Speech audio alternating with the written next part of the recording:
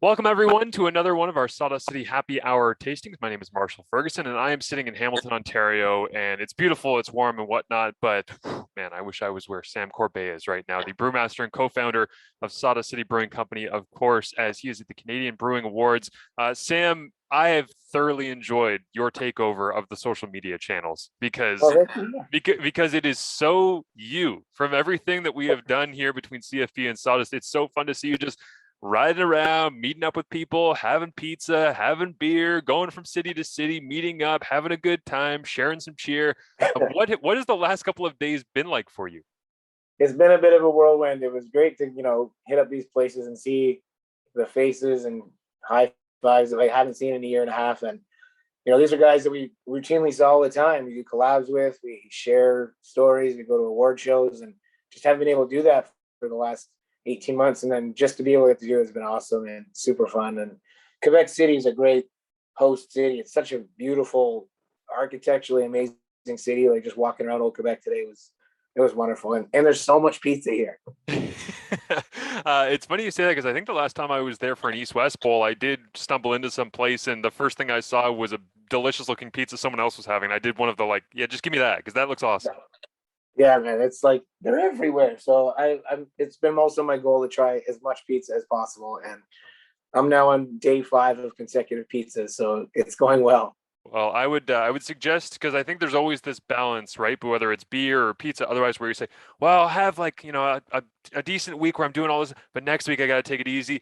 I would say for you, based on what you guys have gone through at Sawdust and in the beer industry in general over the last year and a half, 2 years, just don't care about next week. Just Yeah, yeah, enjoy, right? Like I think you have to live in the moment in this one. Do you not? very much, very much. I know though next week will be slightly less pizza and a whole lot less beer. That's very true. We have a great one today that is available for people. I believe Reunion Tour is in the Impulse Buy 4-pack that you guys put out, the Yeah, IPA pack. Okay. it just hit the LCBO shelves the other Yeah. day. So that's why I wanted to bring it up is so people know that if you're not ordering directly from sawdustcitybeer.com on this bad boy, you can get it in the LCBOs through that Impulse Buy IPA pack that Sawdust City has just put out. But 6.5 ABV Reunion Tour Black IPA. Tell me what we are working with here. Yeah, so black IPA is a style that was pretty prevalent. I'd say 15 years ago. It was smashing together like a darker beer with really resinous northwestern U.S. hops. So it's kind of like a West Coast, but a stout had a conjugal visit, and this was the resulting love child. But it's not heavy like a stout. It's still got a light body, but it's got big pine like lone piney hops, and it's just a style that it kind of went away for the last half decade or so. So that's hence the name Reunion Tour. It's like all those bands in the late 90s, early 2000s that are now hitting the nostalgia circuit and doing the reunion tours. And we thought that was sort of an apt name for a black IPA, a style that was once big, but may have fallen from glory. I got to admit, I had never heard of a black IPA before this was sent out to me. And when I started kind of looking into it a little bit before we did this interview, my first thought was, well, man, I don't really know what to expect. I think there's going to be some of these stout type characteristics involved with it. But on first sip, it leans obviously more IPA-ish for me. And it has that hint of the stout and the dark beers and the heavy but you don't, like you're saying, you don't get any of that like really malty, heavy kind of vibe. Yeah, so basically the black malt we use is called Carafat 2 Special. It's a debittered, so there's no husk. So you don't get that bitterness that you find in the stout. It's really only there to give you color and a little bit of that sort of coffee-esque chocolate flavor, but the main show is still the hops. And it's kind of there's another name for black IPA. It could be a Cascadian Ale was another name you might have seen a few times. But for the purposes of this release and like sort of the imagery, I think this is one of my favorite can arts that Sandy did. I absolutely love it. Like I think the whole thing kind of comes together really well. So I'm pretty excited about this as part of the IPA pack. The other idea was we wanted to showcase in this IPA pack the diversity of the IPA. So we have a West Coast, we have a black IPA, we have a hazy, and we have a double IPA. We didn't want to have 4 beers that were really similar because then it's not really a variety pack. Right. It's just, so sometimes IPAs can get a little bit ubiquitous. So we wanted to show that, there are very wild swings of flavor in the IPA category. This is a completely unfair question, but because I've asked you so many questions about varieties of IPAs, different styles, different approaches, as we've made our way through from Lone Pine to Juicin to, I'm trying to think of all the different ones. I mean, we've done the Mojito IPA. We've done all the Tropical Storms, and there's so much stuff that you guys have put out, but if you had to put a number on it, and again, it's tough because I understand that, in terms of Venn diagrams, there are pieces of things that attach into others and others and others. How many styles of IPA would you guesstimate that there actually is that's in production in Canadian beer right now? Holy moly! Is it in the dozens? Is it close to 100? Is it what are we looking at? I would put it in the dozens. I mean, you have your staples, but within each category, then it varies. Like Tropical Storm on its own, we have 3 that exist in one style in the sour, and then you have fruited IPAs, you have black IPAs, you have session IPAs, we've gone to a couple of breweries that all they do is specialize in IPAs. And we saw, last night you could go down the list and just try all these different IPAs. They had 10 things on tap, 8 of them were IPAs. So there's obviously a lot of wiggle room inside that category to display different hop aromatics, different malt characters, different yeast esters, with all those different components in each one, it just expands exponentially until you're left with all this choice. And it's really up, it comes down to the dealer's choice every time, what you want to do, what you want to show.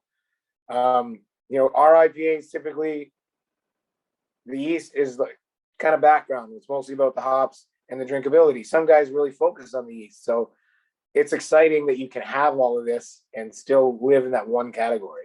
Yeah, absolutely. Now, this is a question I've been excited to tee up for you throughout the week, knowing what your journey was as I've been following all, as I say, Sawdust City Beer social channels with Sam doing the takeover. Tell me about some of the different beers, maybe the ones that caught your taste buds as a man of distinguished taste and understanding of where everything kind of comes from. Have you tasted anything this week where you've gone, ooh, okay, yeah, either I didn't see that coming or that's interesting, or because there's a lot of variety out there right now with you sampling a lot of these things? The first beer I had on this trip was a Victory Parade at Tooth and Nail in Ottawa, and it was absolutely awesome. And it was great. I mean, sometimes a beer comes down to the time and place that you are. If you're having a beer, but you're also having a moment. And it was the first one that I had been being there in so long, but it was also a very good beer. So that one was right up there. And then going over to Beyond the Pale, and their Route beer was really awesome. And then at 10:30 in the morning the next day, we show up at the brewery to look at their canning line. He's like, "Here, have this. It's an 8% double IPA." And it was literally the last thing in the world I wanted, but it was fantastic. It tasted great. I might have been a little sweaty, but it really calmed the waters. So yeah, and then getting the Alafu guys walking in, and they were doing a barrel kit. They have 500 barrels, and they do a lot of blending, and they were just sitting there taking different cans and blending them together. And right away, one of the brewers, Alex, handed me this cherry barrel aged beer that they've been working on that was just out of this world fantastic. And it was, again, of that moment, being in there with those guys who I haven't seen in a year and a half. It's an old mattress factory on the side of the road that they've taken over and turned into a barrel house. It's quite the scene. And those guys are all characters. So that, it all builds to making one awesome beer and one awesome experience. And then there's so much in Quebec City right now. There's so many places to go. And it was quite a night last night. I'm so jealous on so many different levels. And I think that in the future, I would like to find a way to just do a podcast tour where I just follow you around. And every day I take bits and pieces of interviews and piece them together as these beer podcasts that we put up on CFP's feed for people to enjoy, to give exposure to some of these great places. Because as you say, you've dealt with a lot of Eastern Ontario and essentially Central Quebec at this point of all the places that you've been around and seen the last little while. But the festival vibe of what you are talking about, and I know that this strikes a chord with you as well because you've been to a couple, it sounds like the Grey Cup to me. And again, that's me finding the football tie-in on this, but I mean, hell, your voice even sounds like the Grey Cup to me. This is what I always sound like when I go to a Grey Cup by Saturday morning. The game ain't even until Sunday night, but people come in Thursday and then have fun on Friday. And by the time it's Saturday, it's just this constant flow of everybody's celebrating, everybody's happy to see each other, everybody's ready for the big event. But the big event is kind of this one really long strung out event of just being able to be social and enjoy beer. And again, that was part of the reason why we jumped to try and get a hold of Sawdust as a sponsor and a partner with us, was because I said to Sam, like, the football people love being able to have that communal vibe, and you guys were about that too. So it's I'm jealous that you get your Grey Cup at this time of year when it's still nice out, because usually Grey Cups, depending on where you are, you're running around from place to place in -20. So yeah, it can be a little chilly when you're in Winnipeg in November, but this is, I mean, and we absolutely lucked out. It's been 25 degrees and sunny here in Quebec City, and it's crazy. And tonight there's the Brewers Bash. This brewery here, La Corsaire, it's on the shores of La Vie on the other side of the St. Lawrence.